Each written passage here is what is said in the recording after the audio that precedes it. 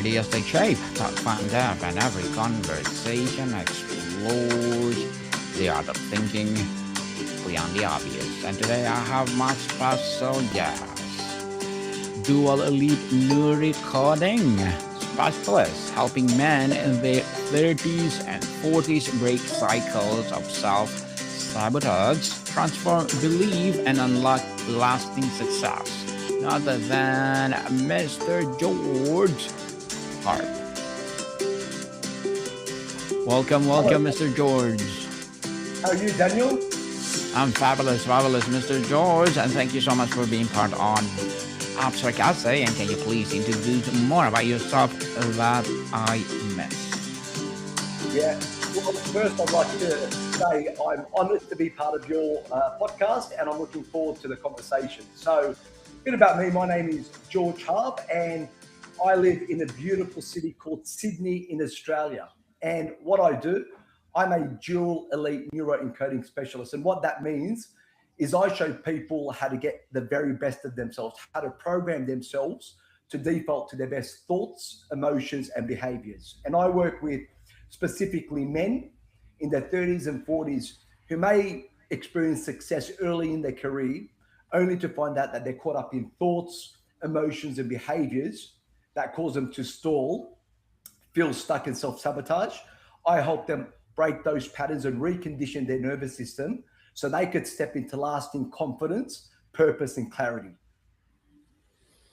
And today, let's talk about the science of mind function, the keys breaking mental traps and unlocking true potential. And thank you so much for sharing your knowledge and wisdom to the world, Mr. George. Thank you. So, tell us, let's start with from the neuroscientific or cognitive perspective, what are the mental traps? Are they primarily fully neural pathways, cognitive biases, or belief structures, or a combination? Can you give us a foundational model? Yeah, so I'll explain it in very simple terms for the viewers. So I'm going to explain to you how we function as a human being, how every single person functions as a human being, beyond shadow of a doubt. So for the rest of your life, you'll never wonder why you did something stupid or why you did something so well. And it goes like this: it's top down. It think, feel, do, and have. So think, feel, do, have. So whatever you think is going to cause you to feel a certain way. Whatever you feel is going to cause you to do something in a certain way. And whatever you do is going to produce a result. So if someone is thinking positive thoughts, if they're optimistic, if they've got a high opinion of themselves, and all those positive thoughts, they are going to be thinking positively. And if they're thinking positively, they're going to feel that way. And if they feel that way, they are going to perform better and get better results. On the flip side, if someone is frowning or they're angry or they've got negative self-talk or they've experienced trauma and all those sorts of things, if that's how someone is thinking, they are not going to feel good. Okay. And when you don't feel good, you're not going to perform as well and you're not going to get the results that you're after. But it's not always the thinking process. It's also when you're thinking positive thoughts, when you're optimistic, when you're happy, your brain tells your body to release positive chemicals like dopamine, endorphins, oxytocin, serotonin, all those, the magic chemicals into your body, and you feel good about yourself.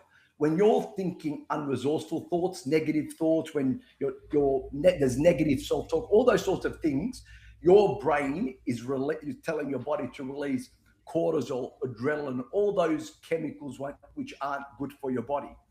And your thoughts are basically the words and pictures that you're making, okay? And in simple terms, those thoughts are your memories, okay? Memories about things in the past that will make you believe or not believe certain things. And you've got two types of thoughts. You've got your conscious thoughts and you've got your unconscious thoughts. Your unconscious thoughts are the long term impactful ones, okay? And we all have thoughts which are conscious and unconscious, and we all have so from those memories we have beliefs, okay? And those beliefs, we've got three types of beliefs, and in any given moment, that's what we're evaluating based on what's happened in the past or what we've repeated in our lives. And I call this psychology. And the three beliefs that you're evaluating in any given moment is, what do I think about myself? What do I think about other people? And what do I think about the world around me? They're the three beliefs. And people have positive beliefs and people have not so positive beliefs. Okay. And our unconscious mind is programmed, and it's programmed over the course of your life. And you know that's what you learn things from your parents. That's what social media does. That's what the television does. That's what your mobile phone does. That's what the mean girl in high school or the guy that rejected you does. All those sorts of things create beliefs, because everything you've touched, tasted, smelt, and experienced is in your unconscious mind, and you form beliefs. And when I work with people, it is about understanding what are those thoughts and what are those beliefs, okay, that are hindering their lives, okay, that are stopping them from achieving happiness, that are stopping them from going further and faster, okay, and introducing processes grounded in neuroscience to help them mitigate those things, those unresourceful emotions, and replace it with something which is more resourceful, and to condition it so it becomes automatic. Does that make sense? Makes sense, Mr. George. Makes sense. And the brain's default setting, you talk about unlocking potential, which implies moving beyond default state. What does the current science tell us about our brains, default mode network, and its role in perpetuating rumination, self criticism, and limiting narratives? Yeah. So all of those, it's a good question. So all of those things, and all those beliefs, are set. I've got my own beliefs. Some are positive, some are negative. You've got your own beliefs. Some are positive and some are negative. Yeah, and we adopt those over time. Okay, and the challenge is, and and the challenge is for people is, people most people have dreams, goals, and desires. They want to achieve things in life. They want to improve the quality of life. All those sorts of things. But those sorts of things are stopping them from achieving that. And unless you can get to the root cause, okay, and to address those things, you're always going to revert back to those old patterns, which is so critically important, that when I'm working with a client, okay, I always, my focus is making sure I, understand what's stopping him, because that is the most critical thing. Because once I understand that, we work on reducing those sorts of things and replacing them into things which are more resourceful. Because everything we do as human beings, everything we do, whether it be a pattern of behavior or whether it be a pattern of emotion, we do it as a result of doing it before. You tie your shoelaces the way you do. You eat you've been conditioned to eat the way you do. You've been conditioned to tie your shoelaces the way you do. You've been conditioned to think about yourself the way you do. You've been conditioned to think about those things that hold you back. All those sorts of things, it's conditioning. And in order for you to move forward, you need to break those patterns and replace them with something which is more resourceful. Interesting, Mr. George. Neuroplasticity is the hope the brain can change, yet mental traps feel rigid. What are the key biological and psychological factors that resist plasticity, and how can we strategically overcome them?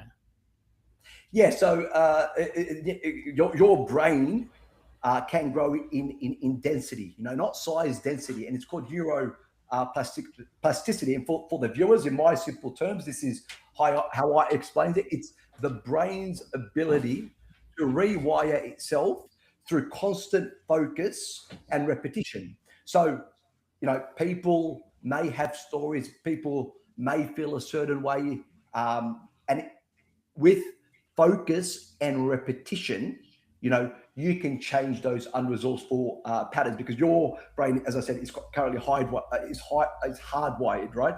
And it's going nerves from one side of the brain to the other side of the brain, and you can break those connections, break those, and replace them with something which is more resourceful. And I said that is done through the process of focus and repetition, so you can create new neuro associations in your mind, which are going to help you go further and faster.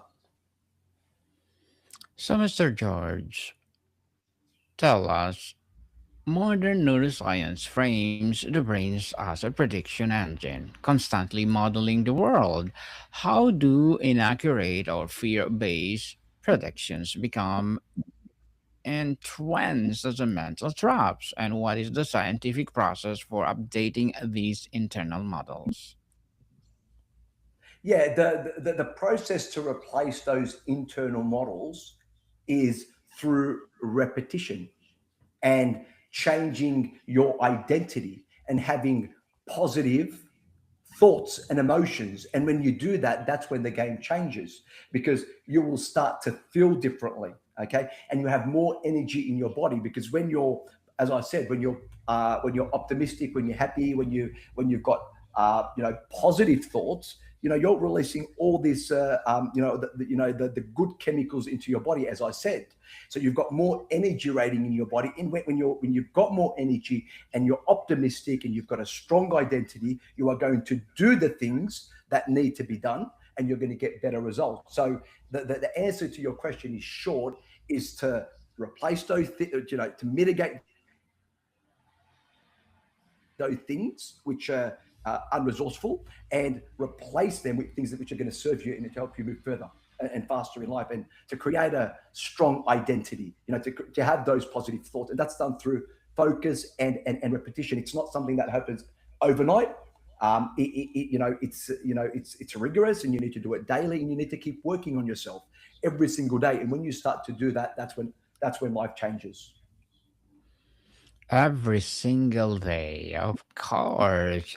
So we often think traps as a purely mental. But what is the critical role Mhm. of, say, physiology, posture, nervous system state in blocking them in place, or conversely in opening the door to change? Yeah, it's a good caller, and physiology is really really important. Okay, thinking positively is really, really important, but how you use your body also helps you in life. So if someone is hunched forward, shoulders forward, they're breathing shallow. Okay, they're not going to feel good about themselves. And generally, when people facing challenging periods, or they're going to depression, you look at their physiology, it's not great. And as I said, they're hunched over, their shoulders are forward, they're breathing shallow. And when you're doing that, and when people's physiology is like that, I think, I forgot what the number was, but it was around, you're receiving 25% less oxygen in your body. And when you're not receiving the right amount of air and oxygen, which is a critical which is critical for your brain, your brain is just going to default to negative thoughts. So, thinking positively is one thing, but also you can help use your body to be in a better state, by standing upright, shoulders back, smile on your face, all those sorts of things help you, have a stronger identity, be happier, and all those sorts of things. One of the most potent traps is "I am this way." How does this identity signaling function in the brain, and what is the science behind consciously rewriting and limiting self narrative?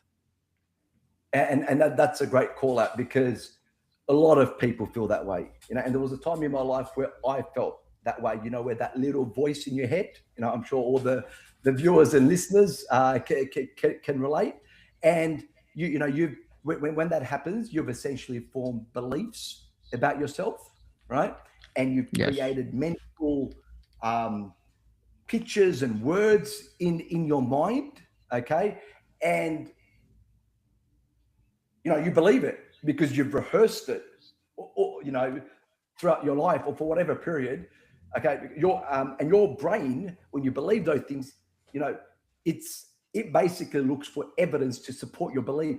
So if you think you're not good enough, or you're a failure, or all those unresourceful emotions, your brain isn't going to start looking for things that are going to make you happy and think. It's going to look for evidence that reinforces your belief, which is why it's so important to address those issues that stop you and to minimize those things, whatever they are, those thoughts and beliefs, okay, and then replace it with a stronger identity in more positive terms and all those sorts of things. And that's when lasting change happens. A lasting change. Yes, we like that. Mr. George, memories and belief are often state dependent. How can we use these principles strategically access and revise traumatic or limiting memories from a new resource neural state? Yeah, so you need to, in short, you need to interrupt those patterns, okay? Because when you get into an unresourceful state, let's say, and I'm sure we've all experienced it and we're feeling bad, we get trapped in that cycle and we can be in there for some time. So the key is making sure that you interrupt those patterns and you're interrupting those patterns quickly, okay, and refocusing and reframing and replacing them with just something more resourceful, okay, and conditioning yourself. And what I mean by conditioning yourself, praising yourself, because whenever whatever you do, let's just say you're reconditioned, let's just say you're feeling negative, you're unresourceful, right? You need to interrupt the pattern. That's the number one thing. You need to interrupt the pattern so you can break the state. Then you need to replace it with something which is more resourceful, and it could be a positive affirmation. It could be a sentence you use that makes you feel good. And then you need to condition yourself, and conditioning is praise. And as simple as it sounds, okay, putting a smile on your face or putting patting yourself on the back when you interrupt those patterns is one of the most is the most powerful thing, because what that basically does is when you interrupt the pattern and you replace it with something which is more resourceful and you praise yourself, okay, in any way, and get really silly about it, what basically happens, this is the science, your body, you release all the positive chemicals in your body, the dopamine, oxytocin, serotonin, all those things are being released in your body, and your body says, wow, this feels good. What just happened before it? I caught myself. Let's do more of it. Let's do more of it. Let's do more of it, because it links pleasure to you interrupting your pattern. The more you do that through different processes, okay, that's when you start to mitigate those things, okay, and that's when life changes and you're happier and you've got more resourceful thought and all those sorts of things. Is that clear, Daniel? Mm-hmm. That's clear, Mr. George. In the pursuit of potential, how do we specifically distinguish between the positive stress of stress or eustress that builds resilience and toxic stress that leads to burnout and shrinks our cognitive capacity? So can you repeat the question, please, Daniel? You broke out in the first part. Mhm. In the pursuit of potential, how do we scientifically distinguish between the positive stress of that builds resilience and the toxic stress that leads to burnout and shrink our cognitive capacity? Yeah, so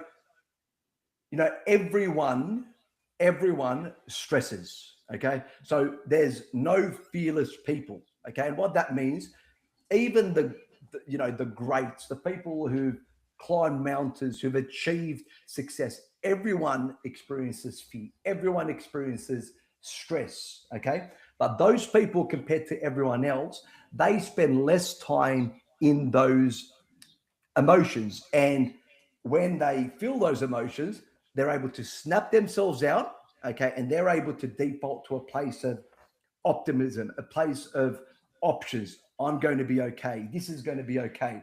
These are the things that I need to do. And that is the key, because you will never, ever reduce stress and not have stress. And if anyone, was to make that claim, I'd be happy to have a conversation with them. Everyone has stress. It's about minimizing it, okay, through different tools. So when you do experiencing the stress, it's not there for a long period of time, and you're able to refocus and think positive, okay.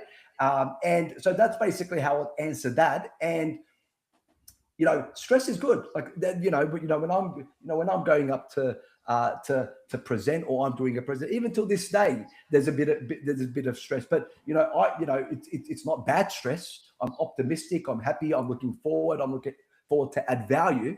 And I think it's really good because it gets me focused. It means I want to do well and all those sorts of things. So it's about controlling the stress and reducing it, okay, and making sure people are resourceful. And I'll give you an example. If public speaking, it's not easy, and it's a lot of people hate it. Okay, in fact, I'll say a lot of people don't like public speaking, but there are a lot of people that want to get on stage and they've got such a great message to share. Okay, a great message that can add value, that can change people's lives, but they're on stage thinking, what if I fail? What if I stumble on my words? What if they judge me? What if they think I'm not good? And that's going through their head when they're delivering a presentation. That is not positive stress. That is unresourceful stress. And they're the sorts of things that you need to try to mitigate. Okay, when you're reconditioning your nervous system. And that was basically just a simple example, but I think everyone can relate to it. Because when you want to be on stage, you want to be on stage optimistic, happy, excited, ready to add value, not on stage doubting yourself and thinking that people are going to criticize you. Or, what if I fail? What if I, as I said, what if I stumble on my words, and all those sorts of, that is not positive stress, and that's what you need to work on. Yes, indeed. So, Mr. George, with so many techniques like CBT, ACT, mindfulness, and many more, how can someone use a basic understanding of their own mind's tendency to choose the right scientific tool for their specific trap? So in short, it is replacing the words and pictures in your mind with things that are going to serve you. So, positive words, positive affirmations, positive beliefs, creating the beliefs that you want and that are going to help you align to the goals that you want. And then conditioning them into your nervous system through different processes. And that is basically the key to it. Just replacing the words and pictures in your mind with things that are going to serve you and help you move further and faster. And that could be, for example, I'll give you an example is, I'm going to give you an example. Every morning, okay, I get up, okay, and start of my day, I have a story. And that story is the person that I want to be. So every morning when I get out of my bed, okay, most people, and I don't want to be controversial, but we'll pick up this phone over here and I'll start to scroll on social media like this. And many people can relate. When you first wake up in the morning, your brain is the most impressionable, and you want to feed it with things which are going to serve you. And what I do, an example, is I've got a story and I read that out to myself in terms of the person who I want to be.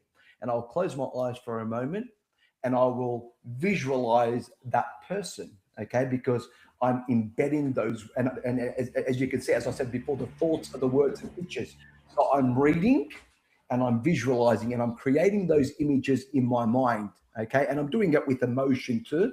Because when you embed, when you're trying to learn things, when you do it with or embed things into your nervous energy, onto your nervous memory, when you're doing it with emotion, it gets into your unconscious mind. So I do that every morning, and then I'll get up after I do a couple of movements and exercise to move my body. I'll go to the mirror and I will look myself in the eye. So in the mirror, deep into the mirror, and I will say to myself these four magic words: George, I love you. And I will do that 5 to 6 times with emotion, and I will keep smiling. And what I'm doing is I'm looking myself in the mirror. I could see myself. I'm saying, George, I love you, right? And I'm praising myself, so I could embed that into my nervous system. So it's different processes to embed words and pictures in your mind. And they're just two examples of what I use in the morning, that I wanted to share and provide a bit of detail to the viewers, because it's, as I said, it's not a simple fix. It's not hard. They're simple, they're effective processes, okay? But they must be done. And some of those, may seem silly, but I tell my clients, what is sillier, okay? Doing something that that may look silly and get you a result, or not doing something because it may look silly and not getting the result. Of course, the latter.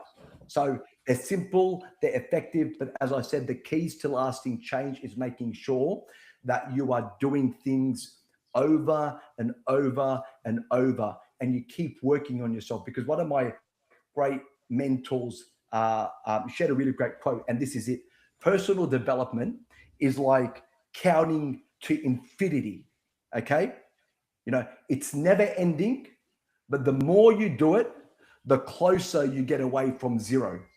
And that is so true, because we are humans and no one's perfect. And in order to condition yourself to default to your thoughts, emotions, and behaviors, you need to be doing work on yourself every single day. Every single day, Daniel, I love you. Okay, three times, right? Daniel, I love you. Daniel, I love you. And Mr. George, before we wrap up our discussion for today, I'm inviting you to please do listen to my other podcast, people. My other podcast, because my abstract essay is already in fifth season. Abstract poetry in its third season, and my book 101 review in its sixth season as well. Comedy 101 in third season, and my food 101 in sixth season as well this year. Geography 101, love letters, movie 101 review, music 101 in its fifth season, science 101, sex 101 in fourth season, and my baby podcast trivia 101, law 101, Mental Health 101, Motivation 101, Entrepreneurship 101, and of course, Bible Verses 101. Please listen to them wherever you listen your podcast. So, Mr. George, what's emerging field of research be in psychedelics? Gut brain axis or AI powered neurofeedback most excites you for the potential to help us understand and update mind function in the next decade?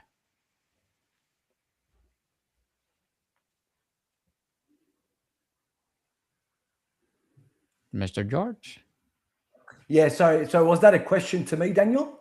Yes. So, what's the emerging field research be in the psychedelics, gut brain access, or AI powered neurofeedback most excites you for the potential to help us understand and upgrade mind function in the next decade? Yeah. So what excites me specifically is the now, as I said, I'm really excited, um, and my to help as many people and to help as many, as I said, I work with men as possible, because these tools are incredible tools and they create lasting change. Okay, and I just enjoy working with men. I enjoy working with people. and giving them tools to help them, because it's not the work that I do. I help people, I motivate people, I encourage people. When people are having a bad day, I listen to people. But, my job is a guide. I don't change you, I don't change the viewers on the call that want to change. I give them the tools so they can make the change, and they can create the outcomes that they want in their life by doing the work. Does that Okay. answer the Yes, indeed. So, Mr. George, thank you so much for sharing your knowledge and wisdom to the world. So, can you please invite our listeners to support your advocacy, your projects, or anything you want to promote on Abstract Essay? Yeah, so if I've got my my website will be posted by Daniel. Feel free to look at my website, join my social channels. Every day I'm posting content which is educational, strategies, all those sorts of things. So if you're interested, follow me. Like my contact, share my content, because I do want to share it with the world.